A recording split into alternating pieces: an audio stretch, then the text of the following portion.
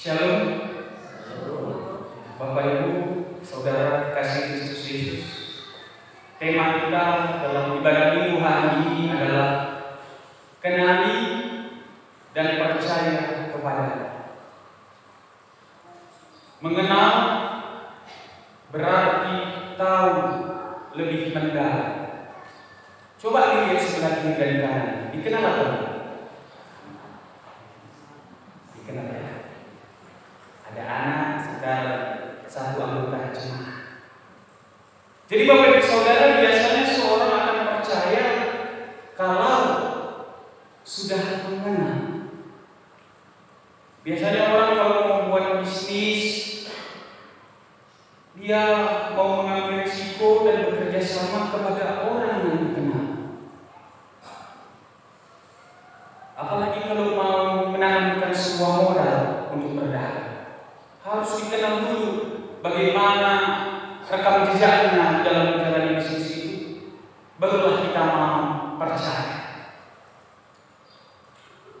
Demikian juga kalau kita mau mengangkat seorang karyawan atau orang yang menjadi kepercayaan kita harus melihat orang tersebut melalui tahap percobaan terlebih dahulu, dites, barulah kita menaruh rasa percaya. Artinya di sini mengenal berarti tahu tentang mendalam, dan kita sudah mengenalnya dalam kehidupan kita dan kehidupan yang dilakukan oleh orang itu. Barulah itu boleh dikatakan dengan mengenal.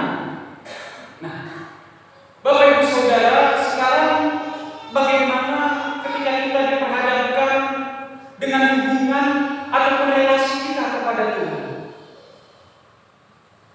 Tahu dan mengenal lebih dulu, baru kemudian kita percaya kepada Tuhan, atau percaya terlebih dahulu, baru kemudian kita dapat mengenalnya.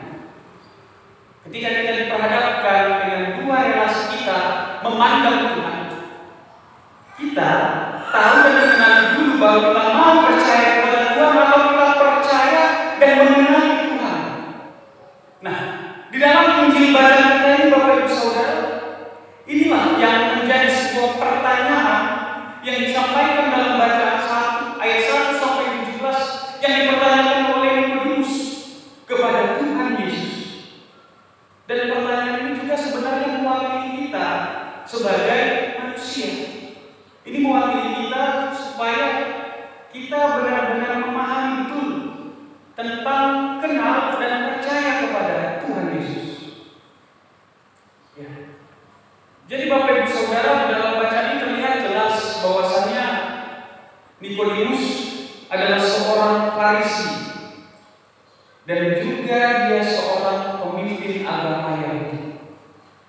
Ya. Jadi pada masa itu, kalau ada tradisi, kalau laki-laki mau jumpa laki-laki itu bebas waktunya, dari pagi siang boleh bertemu dan bercakap-cakap. Kalau perempuan dengan laki-laki itu tidak boleh berbicara, kecuali dengan saudara-saudari. Nah, tetapi di sini Nikodemus dengan jabatannya sebagai seorang pemimpin agama Yahudi, ia tidak menjumpai Yesus pada siang ataupun pada pagi hari. Tetapi menurut keterangan Perikop, ia mendatangi Yesus pada waktu malam hari. Kenapa? Barangkali mungkin dia malu dengan jabatan yang disandangnya, atau barangkali ia rindu untuk mengenali Yesus. Siapa Yesus? Dan ia datang menjumpai Yesus karena saking penasaran dia. Oleh sebab itu, ia mendatangi Yesus pada waktu malam hari. Jadi Bapak Ibu Saudara, ketika ia mendatangi Yesus, ia memakai pemahamannya, ia memakai pengenalannya, ia memakai tanda-tanda kaidah-kaidah menurut hukum Taurat yang telah dipahami, yang telah ada di dalam hati dan pikirannya. Dan ia datang untuk mengetes, istilah untuk mencocokkan apakah pemahamannya selama ini tentang Yesus, tentang Mesias yang diutus Allah itu benar atau tidak.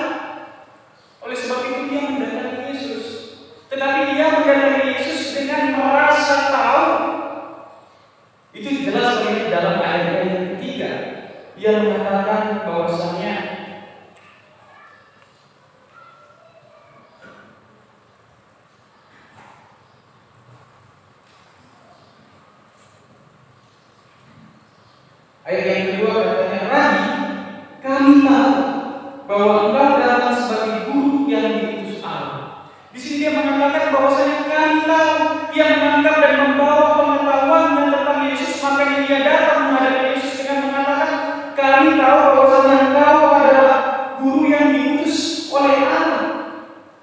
Di sini Nikodemus membawa keyakinannya yang pasti tentang kaidah-kaidah hukum Taurat yang dikuasainya, dan ia mau mempertanyakan ini kepada Yesus. Ya. Dari sini kita melihat Bapak Ibu Saudara, ketika Nikodemus mendatangi Yesus membawa pemahamannya, memang itu perlu untuk memahami hukum dan Taurat. Tetapi ia sudah membatasi dirinya dengan pengetahuannya dan tidak mau membuka diri untuk mengenali Tuhan Yesus. Nah, biasanya ada juga orang-orang yang hidup seperti ini. Orang yang hidup dengan ketetapan dan keyakinan yang pasti tentang hukum Taurat, biasanya cenderung memakai pemahamannya, pengetahuannya tentang akan kitab suci ini untuk mempertahankan diri dan menyerang orang lain. Inilah yang dipergunakan oleh Nikodemus. Jadi Nikodemus ini mewakili kita sebagai orang Kristen yang harus mengenal dahulu baru percaya.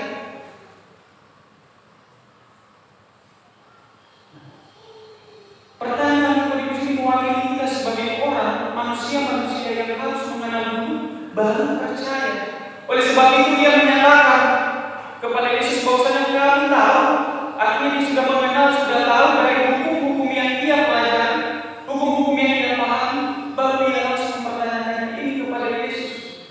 Tetapi kaidah-kaidah hukum yang dikuasai oleh Nikodemus ini, Bapak Ibu Saudara, percakapannya untuk mendengar apa yang Yesus sampaikan ini tidak pas, ini tidak klop, di mana dia tidak mengerti, dia tidak memahami apa yang dikatakan oleh Tuhan Yesus. Di mana Nikodemus bertanya, mana mungkin orang yang sudah tua dapat dilahirkan kembali? Bagaimana mungkin itu dapat terjadi? Di sini Nikodemus mempertanyakan tentang ajaran Yesus dan perlakuan Yesus. Nikodemus tidak dapat memahami dan tidak mengerti jawaban yang diberikan oleh Yesus, karena dia hanya berfokus kepada pemahaman yang ada pada diri. Jadi Bapak Ibu Saudara kasih Kristus Yesus, dalam kisah percakapan dengan Nikodemus, di sini Yesus mau mengajar dan juga memutarbalikkan pandangan manusia serta mengoyakkan rasa aman manusia ketika berpikir dengan pemahaman dan pengetahuannya dan mengandalkan dalam kehidupannya. Ini seperti yang dikatakan oleh Nikodemus. Yesus ingin menyatakan kepada dia bahwasanya Yesus mengatakan bahwa kalau kita percaya kepadanya, maka hati dan pikiran kita akan terbuka. Kalau kita percaya kepada Tuhan Yesus, maka hati dan pikiran kita akan terbuka. Kita dapat mengenalinya, kita dapat percaya bahwasanya Yesus adalah Tuhan dengan relasi kita kepada Tuhan. Ketika kita mau percaya kepada, ketika kita percaya kepada Tuhan dan menyatakan diri kita percaya kepada Tuhan, relasi hubungan kita kepada Allah itu akan bertambah. Hubungan manusia kepada manusia akan bertambah ketika manusia mempercayakan segala sesuatunya kepada Tuhan. Relasi yang bagaimana yang bertahan? Relasi seperti yang dilakukan oleh Tuhan Yesus kepada Bapa. Relasi itulah yang akan menuntun kita, Bapak Ibu Saudara, perlahan tapi pasti. Ketika kita mau menyerahkan diri kepada Tuhan, maka Tuhan akan menuntun kita di dalam kehidupan kita untuk semakin mengenali Dia, seperti bagaimana Yesus mengenali Bapa dan Bapa mengenali Yesus. Seperti itulah juga kita mengenali Yesus dan Yesus juga mengenal kita.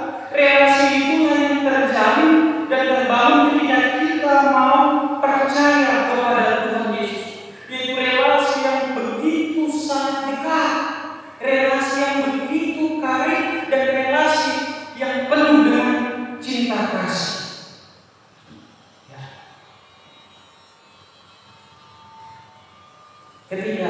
kita mempercayakan hidup kita kepada Tuhan, kita akan mulai mengenai relasi yang diberikan oleh Tuhan. Relasi apa? Yaitu relasi kekekalan Bapak Ibu Saudara. Karena jelas dikatakan dalam Yohanes 3 ayat 16 bahwasannya kita akan beroleh hidup yang kekal. Jadi bagaimana kita memiliki hidup yang kekal ini? Hidup yang kekal Bapak Ibu Saudara tidak selalu berbicara tentang hidup di seberang kematian. Tidak selalu hidup bagaimana kita nantinya kelak berada di surga. Tapi pada saat ini Yesus mau menanamkan pemikiran kalau kita percaya kepadanya, kita akan memperoleh hidup yang kekal ketika kita hidup di dalam bumi ini. Hidup kekal bagaimana yang akan kita rasakan? Yaitu tanda-tanda bahwasannya kita tidak lagi hidup menurut nafsu dunia. Sebagaimana dalam khotbah minggu lalu, di mana Yesus dicobai tentang bagaimana Dia harus menghadapi tentang makanan, mengubah roti, mengubah batu menjadi roti, diperhadapkan dengan kekuasaan, diperhadapkan dengan harta dunia dan segala kemewahan dunia. Kalau kita sudah mempercayai diri kita dan hidup kita kepada Yesus, maka fokuslah kepada kekekalan. Tidak lagi memandang hal-hal yang dunia, tetapi memandang kepada hal-hal surgawi, dan itu dikontekstualisasikan ke dalam kehidupan kita di tengah-tengah dunia, diterapkan di dalam kehidupan kita bergereja, diterapkan di dalam kehidupan kita bekerja, diterapkan di dalam kehidupan kita bermasyarakat. Ya. Dengan cara apa menerapkannya? Yaitu dengan cara kita menanggalkan keegoisan kita, melepaskan rasa tidak saling menyukai, tetapi dengan memakan, dengan memandang orang lain sebagai sosok yang harus dihargai, sosok yang harus dicintai. Itulah nilai-nilai kekekalan, nilai-nilai kerajaan Allah yang sesungguhnya, yang harus kita terapkan di dalam kehidupan. Nah, jadi Bapak Ibu Saudara, tanda-tanda kehidupan kekal yang dialami kita sekarang ini harus berkembang. Kita harus melihat sesama kita yang sudah kita kenal sebagai orang-orang percaya ini sama seperti Tuhan Yesus melihat orang-orang yang percaya kepadanya. Demikian juga kita harus melihat orang-orang yang ada di sekitar kita. Bagaimana Yesus mencintai orang-orang yang percaya kepadanya, demikianlah juga kita harus mencintai orang-orang yang ada di sekitar kita. Kita melihat bagaimana Yesus yang memandang orang-orang yang berdosa, demikian juga kita harus memandang diri kita yang berdosa dan lemah dalam kehidupan kita dan meminta pertolongan Tuhan. Dan yang terakhir, bagaimana Yesus melihat ke dalam diri kita, kita juga harus melihat dan mencintai bagaimana Yesus juga mencintai diri kita. Di sini artinya Bapak Ibu Saudara, nilai-nilai kekekalan itu dapat kita wujudkan di dalam kehidupan dengan melihat sesama, mencintai kekurangannya, mencintai kekurangan dan kelebihan dari diri kita. Karena Yesus tidak selalu menuntut bahwa kita harus pintar seperti Nikodemus yang tahu tentang hukum Taurat, yang tahu tentang kaidah-kaidah hukum dan menerapkannya dalam kehidupan kita. Yesus mau kita menjadi pribadi yang apa adanya, pribadi yang benar-benar menjadi diri kita untuk percaya kepadanya. Bukan ketika kita belajar dari buku ini, belajar dari pemahaman ini, belajar dari pendeta sana, pendeta sini, lalu kita bawa konsep pemikiran ini dan mengatakan Yesus yang diajarkan adalah Yesus yang seperti ini. No, bukan seperti itu Bapak Ibu.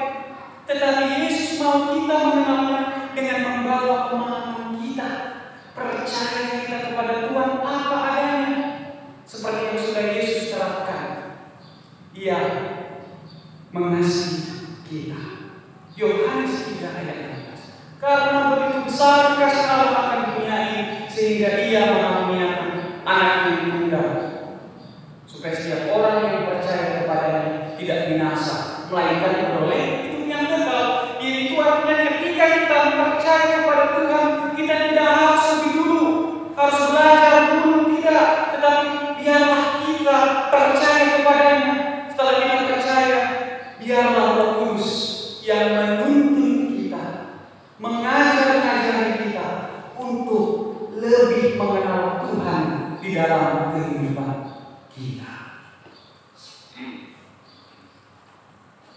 Inilah yang dituntun di dalam firman Tuhan pada saat itu, Bapak Ibu Saudara. Inilah yang mau Yesus tekankan kepada kita. Ketika Nikodemus membawa pemahaman, justru ia tidak memahami apa maksud dan kehendak Allah. Oleh sebab itu kembali ke dalam pertanyaan yang pertama. Mengenal terlebih dahulu baru percaya, atau percaya dahulu baru mengenal? Sebagai orang Kristen seharusnya kita memilih yang kedua, yaitu percaya kepada Tuhan, dan Dia akan mengajari kita, menuntun kita perlahan, tapi pasti kita akan mengenal Tuhan dalam kehidupan kita. Bapak Ibu Saudara terkasih Kristus Yesus, memang tanda-tanda kehidupan ini lah yang menuntun kita. Tanda-tanda ini begitu dekat dengan kita. Dan ini bukan sebuah hal yang rumit untuk dilakukan, tapi merupakan hal yang menjadi tuntunan Tuhan yang harus dilakukan di dalam kehidupan kita, karena kita sudah beroleh hidup yang kekal.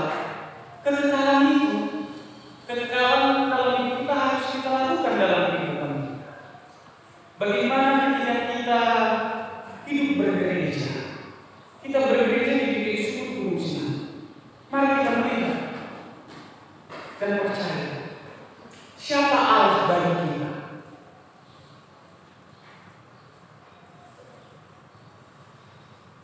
Kalau kita mengenal Allah adalah Sang Mesias, Sang Juru Selamat yang menyelamatkan kita, dan kita harus akan kebenaran firman-Nya, maka marilah kita bersama-sama datang beribadah di rumah Tuhan, di rumah kita, di GKI Gunung Sinai. Karena kita percaya itu. Kalau kita percaya, kita akan dituntun untuk semakin mengenal. Bagaimana tuntunan itu? Tuntunan itu akan kita rasakan melalui kehidupan yang bergereja.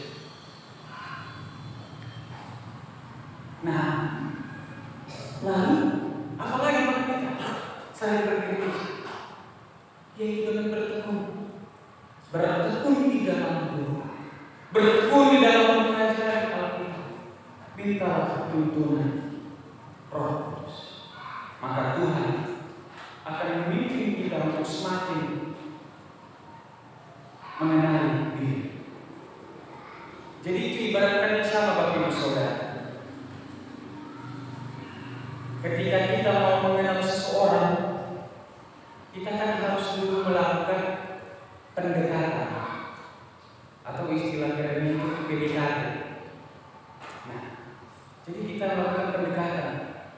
Kita cari tahu di mana rumahnya, di mana ia bekerja, di mana ia tinggal, apa makanan kesukaannya, apa warna favoritnya. Barulah kita betul-betul mengenal.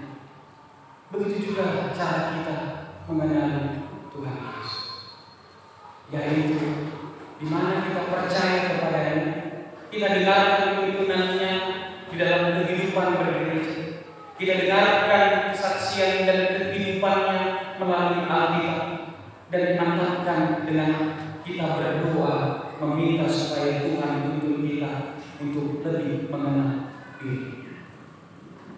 Jadi harus terlebih dahulu percaya supaya kita boleh dituntun olehnya, dan kita tidak mengeraskan hati tentang pemahaman apa yang kita dapat. Tidak. Inilah yang diajarkan Nikodemus, Yesus kepada Nikodemus. Ketika kita benar-benar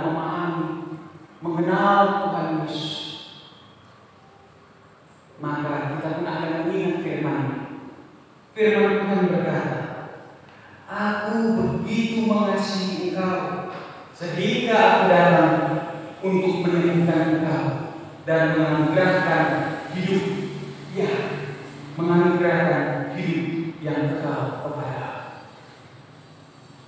Jangan takut, bagimu cukup membuka hatimu untuk aku tunggal.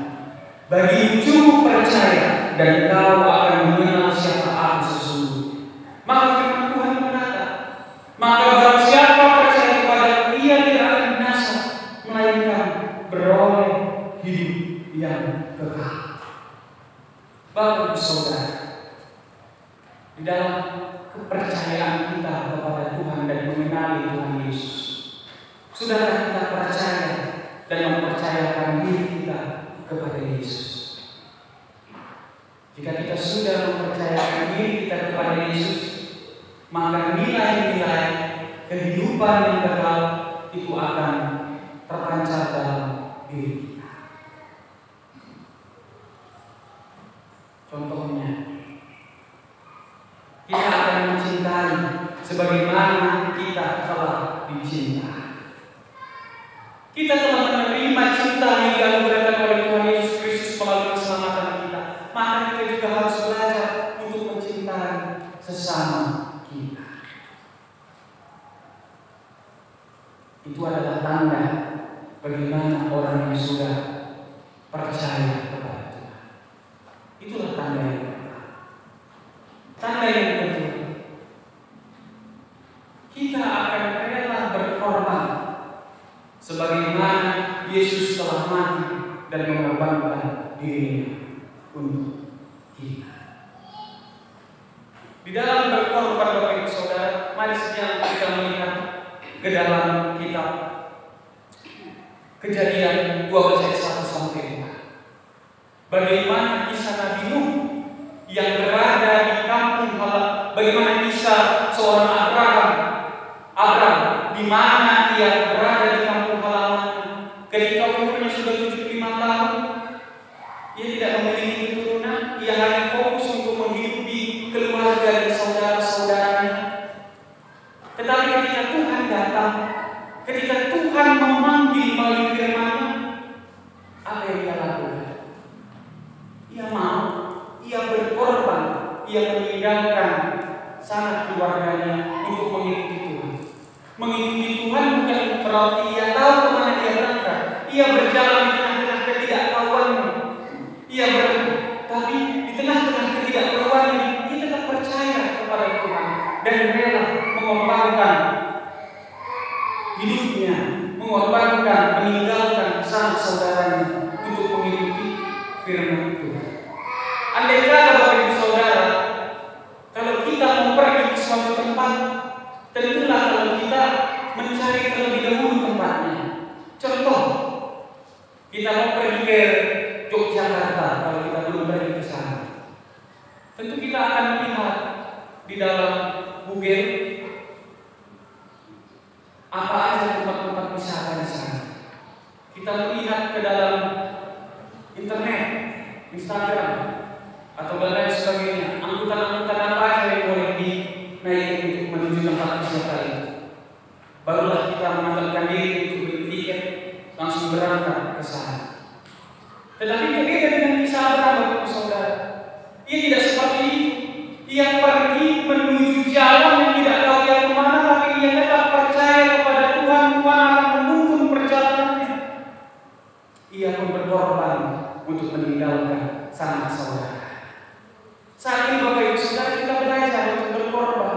Apa yang kita korbankan? Kita korbankan waktu. Kita korbankan ongkos. Kita korbankan pekerjaan yang walaupun hari ini harus kita kerjakan, itu kita korbankan. Untuk apa? Untuk memenuhi panggilan Tuhan, datang beribadah kepada-Nya, supaya kita boleh mengenali Dia lebih lagi. Yesus sudah mengorbankan diri untuk keselamatan kita. Kita pun juga harus belajar untuk mengorbankan hal-hal kecil untuk dapat lebih mengenali Tuhan. Itu yang kedua. Yang ketiga, Bapak Ibu Saudara, kita harus berani mengampuni seperti Yesus mengampuni orang-orang yang membencinya.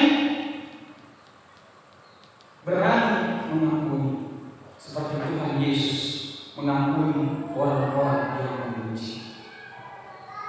Inilah tuntunan kita kepada Tuhan untuk kita saling merangkul, saling memaafkan, dan saling memiliki rasa belas kasih kepada sesama. Yesus sudah mengajarkan itu kepada kita, meletakkan nilai-nilai kekekalan dalam hidup ini bagi kita. Maka itu harus kita lakukan di dalam kehidupan kita panggilan kita, yaitu untuk memberi pengampunan terhadap sesama. Yang keempat, memulihkan yang terluka dan peduli terhadap penderitaan sesama.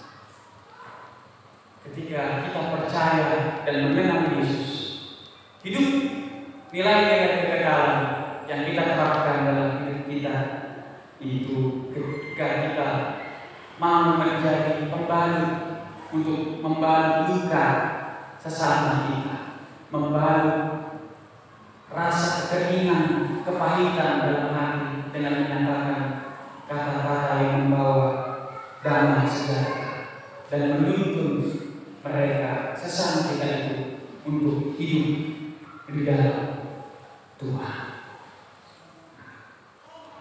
Keempat tanda inilah yang menjadi tanda ketika kehidupan yang kekal itu boleh kita nyatakan dalam kehidupan kita. Jika tanda-tanda ini belum terlihat dalam kehidupan kita, Bapak Ibu, masih ada waktu. Mari kita buka hati, kita jalin relasi yang baik. Nanti kuasa kasih Tuhan itu akan menuntun kita di dalam melakukannya. Jadi kita tidak akan lagi menuntut jawaban-jawaban pengenalan kita akan Tuhan. Kita tidak akan seperti orang-orang yang biasanya, yaitu harus lebih dulu mengenal lalu percaya. Tetapi kita harus percaya dulu, baru kita mengenal Tuhan Yesus. Karena mengapa? Karena saat kita mempercayakan kepercayaan kita kepada Tuhan, saat itulah kita akan tinggal di dalam Dia dan Dia akan tinggal di dalam kita. Seperti Bapa yang menyatu dengan anaknya.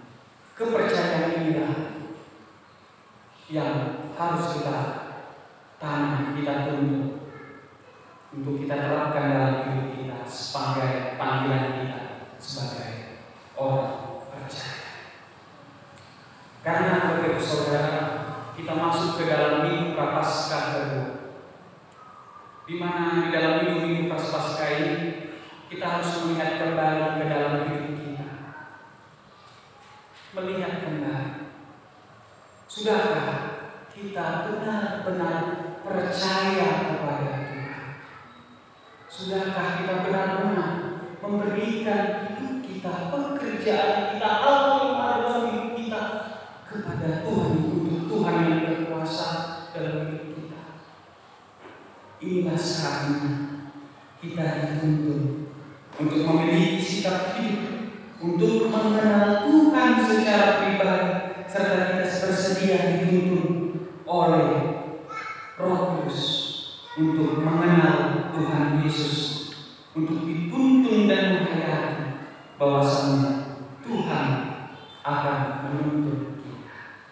Di dalam minggu Prapaskah kita juga akan dituntun, khususnya untuk Prapaskah kedua ini, untuk kita boleh memperoleh kehidupan, perubahan hidup dari yang sebelumnya menjadi hidup yang lebih bermakna. Mari kita belajar untuk mencintai sesama seperti Yesus mencintai kita. Mari kita belajar untuk menyayangi dan mengasihi sesama seperti Yesus sudah menyayangi dan mengasihi kita. Dan mari kita belajar merangkul dan memeluk sebagaimana Yesus sudah merangkul dan memeluk kita. Amin. Demikianlah firman Tuhan. Kita masuk di saat